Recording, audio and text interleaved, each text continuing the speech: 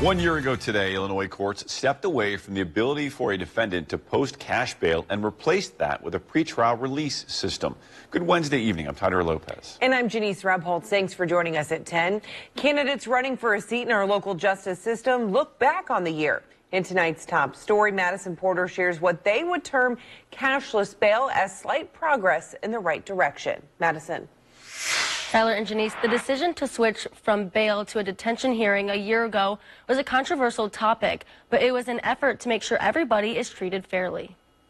We're still shaking off the cobwebs. Illinois' Pretrial Fairness Act put the freedom of a defendant in the hands of a judge instead of their bank account. Current 10th Judicial Circuit Judge Frank Iruli has been making these decisions for the past 12 months. I do believe it's appropriate that people that are poor, that don't have money, should not remain in jail.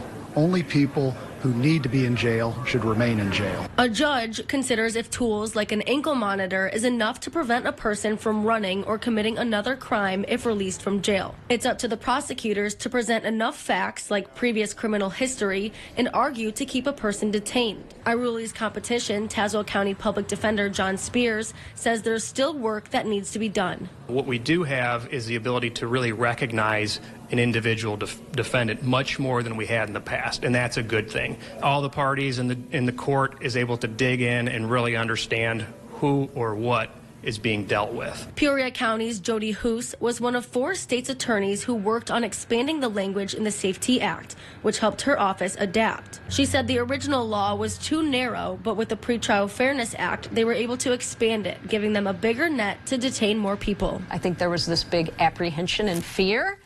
And then everybody realized once the dust settled, okay, for the most part, it's the same procedure. It's the same types of cases that we're keeping people in custody on. An example of cashless bail, keeping someone detained, includes the most recent arrest of a Pekin babysitter accused of suffocating a 10-month-old baby. She must stay in jail until her trial. I'd like to see the stats, honestly. We probably aren't jailing too many more or too many less than before.